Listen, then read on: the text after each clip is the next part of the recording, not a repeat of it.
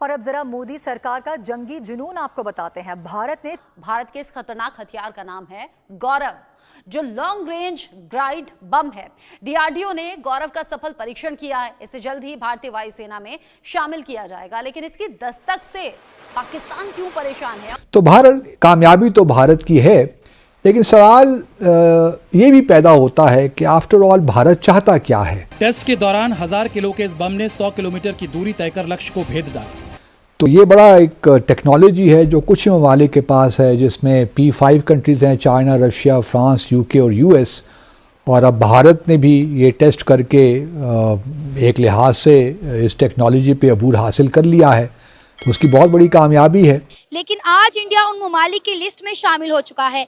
India की इस कामयाबी पर पाकिस्तानी अवाम का क्या रद्द-ए-अमल है? जो है वो हमला हो सकता है कि भारत जो है वो हमला ना कर दे अगर आपने जो है इस तरफ कुछ किया। ये वो बात असल में जो क्रक्स है वो इसका ये है। टारगेट्स जो कि इन लोगों ने ऑब्जेक्टिव सेट किए थे उसमें वो सक्सेसफुल हो चुका है। And once again very very congratulation. हमें डरना चाहिए कि अब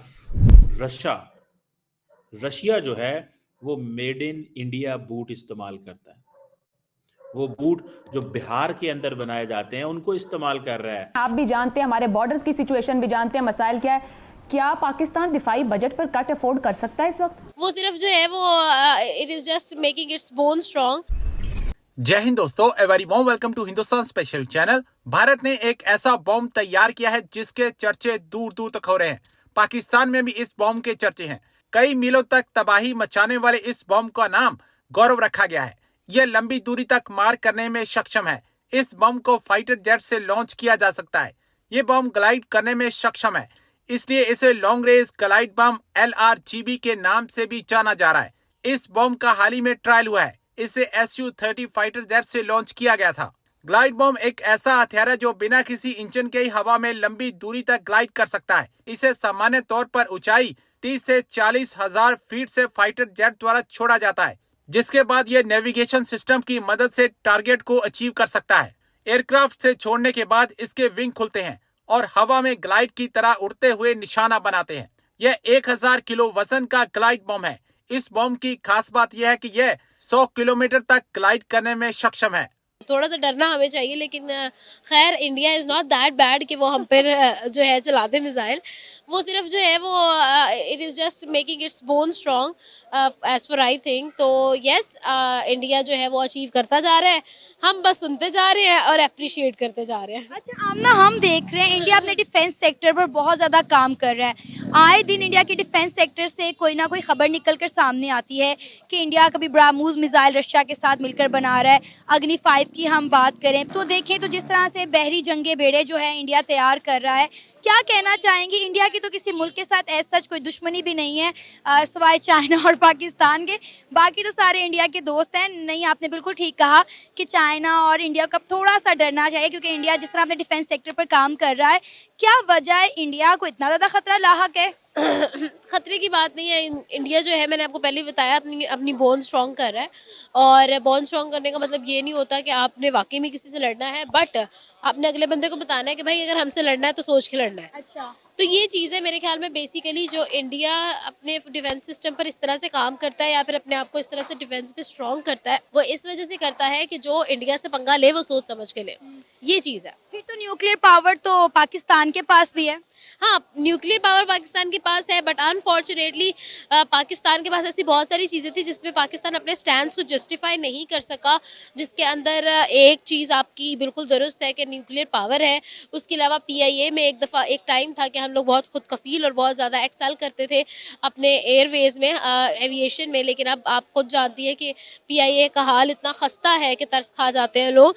फिर उसके बाद रेलवेज़ की बात करें तो पाकिस्तान का रेलवे सिस्टम एक टाइम था कि लोग जो थे उस चीज़ को आइडियलाइज करते थे, बट नाउ आपके सामने है कि रेलवेज़ का क्या निज़ाम है। तो ये अगर हम पाकिस्तान की तरफ आएँ और पाकिस्तान के न्यूक्लियर पावर की तरफ आएँ तो इस पर बहुत सारे सवालिया निशान हैं और बहुत सारी मिसालें हमें मिलेंगी जो हम लोग हिस्ट्री में एक टाइम पे एक चीज़ अचीव कर चुके थे लेकिन हम उसको मेंटेन नहीं कर पाए।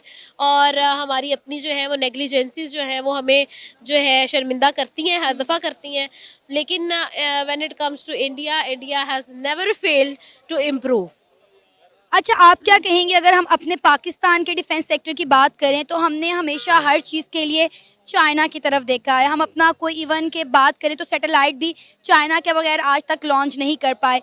तो वो वक्त कब आएगा जब हम जो है इस तरह के मिसाइल खुद साख्ता तैयार करेंगे? अगर हम इंडिया की बात करें तो इंडिया ने जो मिसाइल तैयार किया है इसकी लिस्ट में यूएसए, रशिया, चाइना और यूके जैसी कंट्री शामिल थी और अब इंडिया भी जो है इनमें से एक मुल्क बन चुका है।